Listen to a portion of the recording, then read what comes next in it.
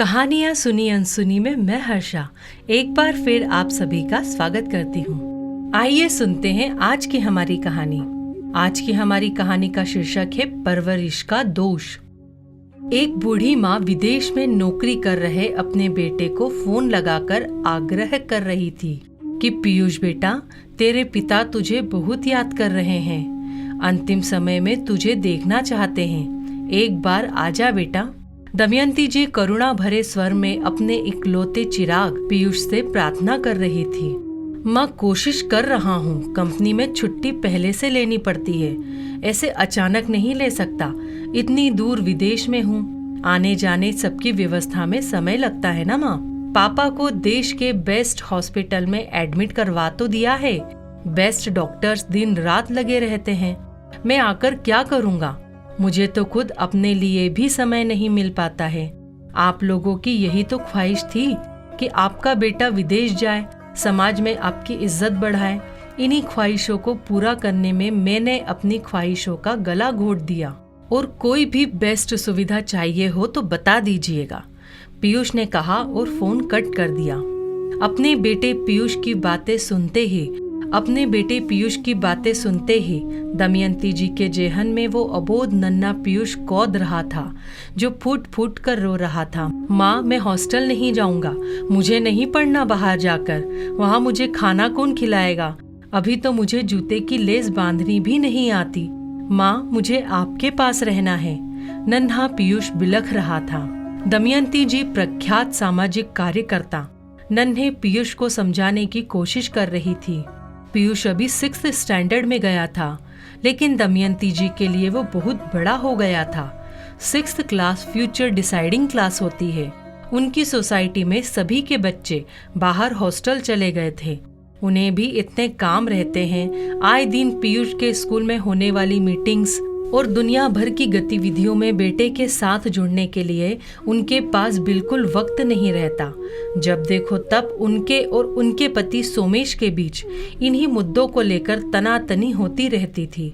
सोमेश को अपना ऑफिस और अपना काम, अपना पैसा सबसे महत्वपूर्ण लगता था और दमयंती के समाज सुधार के कार्य बेकार और समय बर्बाद करने वाले लगते थे।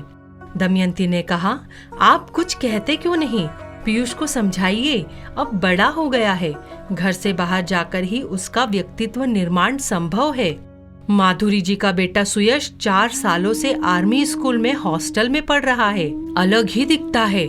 माधुरी जी भी बड़ा दंभ करती है उसे लेकर। तो सोमेश ने कहा, अब मैं क्या बोलूं तुम्हें, जब मेरी कोई बात सुननी ही नहीं है।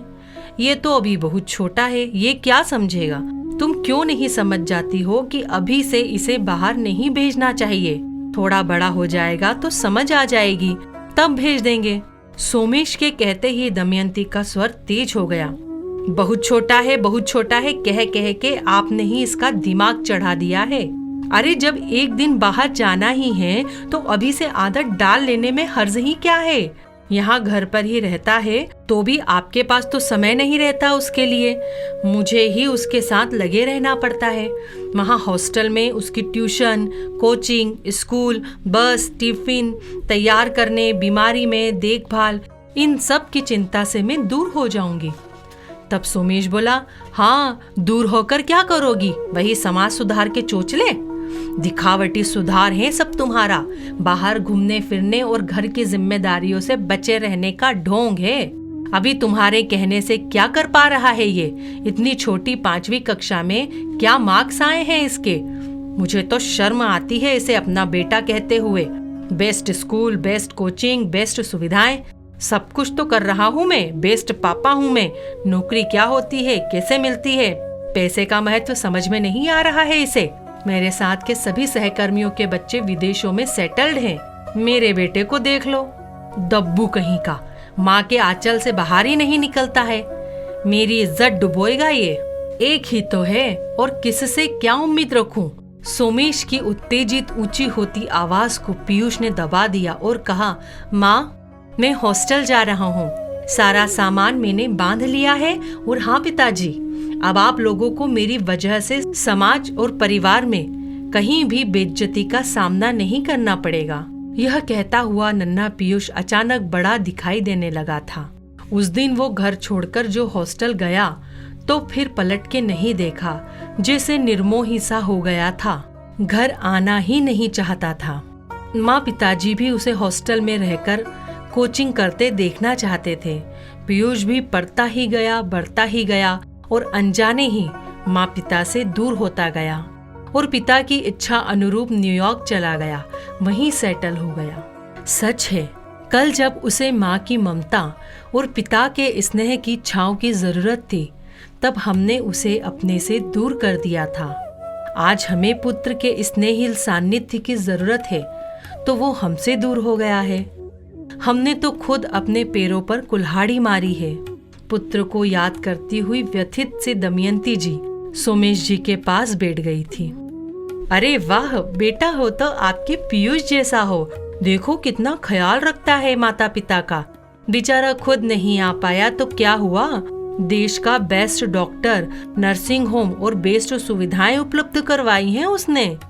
सोसाइटी के अशोक जी और सुमेधा जी ने सोमेश के बेड के पास बैठते हुए जोर से दमयंती जी से कहा, तो दमयंती जी और सोमेश एक दूसरे की ओर नजर उठाकर देखने का साहस नहीं संजो पाए। निश्चित ही आपको आज की यह कहानी पसंद आई होगी। अगर पसंद आई हो तो आप अपने कमेंट बॉक्स में जरूर लिखिएगा।